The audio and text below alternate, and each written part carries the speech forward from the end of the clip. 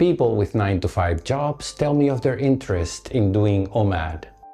Almost immediately, they offer this excuse why they don't do it. My social life is important to me, and I often go unwind with friends and coworkers to eat and drink after work. I could say, what could be more important than your health and longevity? But let's see how we can fit both goals together. If you want to make the transition to the better OMAD lifestyle, this is what you need to know.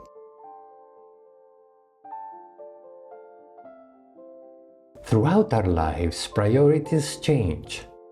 What is important today may mean little tomorrow. But one thing remains constant, and it is our instinct of survival.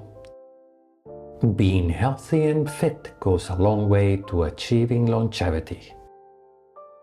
The benefits of fasting for health and fitness come by a mechanism known as the cyclic metabolic switch.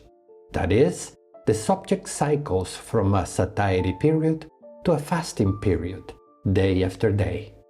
The longer the fasting period, the greater the benefits, including autophagy, fat mobilization, insulin sensitivity, neuroplasticity, and resistance to cancer, among others. As the cyclic switching becomes a routine, the subject becomes keto-adapted. Then, fasting no longer requires determination or effort. It simply becomes a lifestyle. If you are one of those that recognize the benefits of intermittent fasting, but claims to have a busy social life, remember this. It is better to intermittent fast 300 days of the year only than to never fast at all. The effect is additive. The more you do it, the easier it will be to do, and the better it will feel. So if you want to have a cheat day in the week, you will still have the benefits. Perhaps to a lesser extent than doing OMAD every day, but certainly better than eating 3 meals a day. We all grew up with breakfast, lunch, and dinner, but we all can reach the cyclic metabolic switch routine easily by making incremental changes.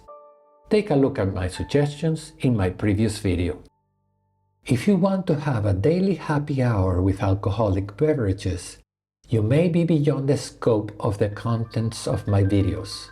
However, if you attend a happy hour once a week, you can still do one of the various intermittent fasting regimens routinely. Let me explain. If you restrict your eating to 1 or 2 hours during the happy hour, you are still technically eating OMAD.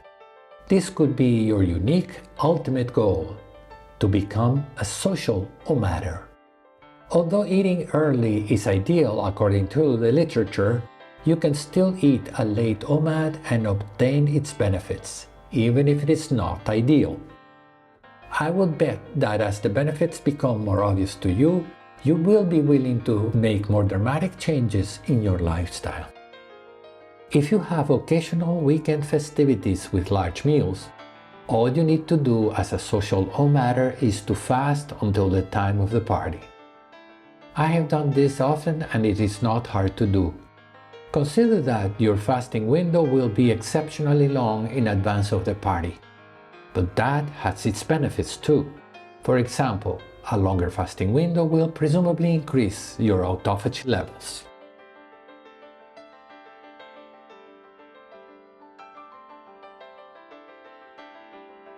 You can still adapt to the other 2 regimens I spoke of in my previous video. With them, you can reach and maintain keto adaptation.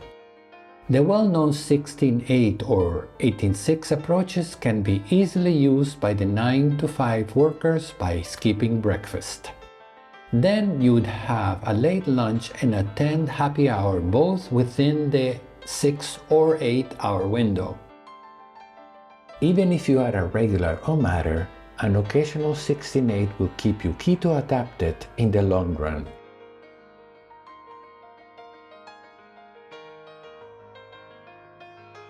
Your work demands might make you think that you cannot eliminate one of your meals. Nevertheless, you can still become keto-adapted by fasting for 12 hours after dinner and into the early morning. Then, deplete your glycogen stores by doing a high-intensity interval exercise routine near the end of your fasting period. Eat your dinner before 7 p.m., for example, and do your exercise at 6 a.m. before breakfast at 7 a.m. The benefits may not be as strong, one might speculate, as with OMAD or 16-8, but you will still be on your way to keto adaptation. One of these methods routinely will reach the cyclic metabolic switch without altering your social life.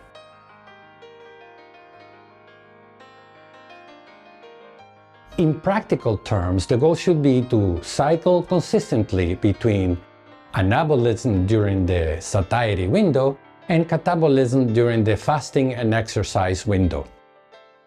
As the science on these concepts become clearer, we will determine the relative benefits of the different intermittent fasting regimens. Eventually, you will become adapted to the Social OMADer lifestyle and feel like I do that life is looking up. Thank you.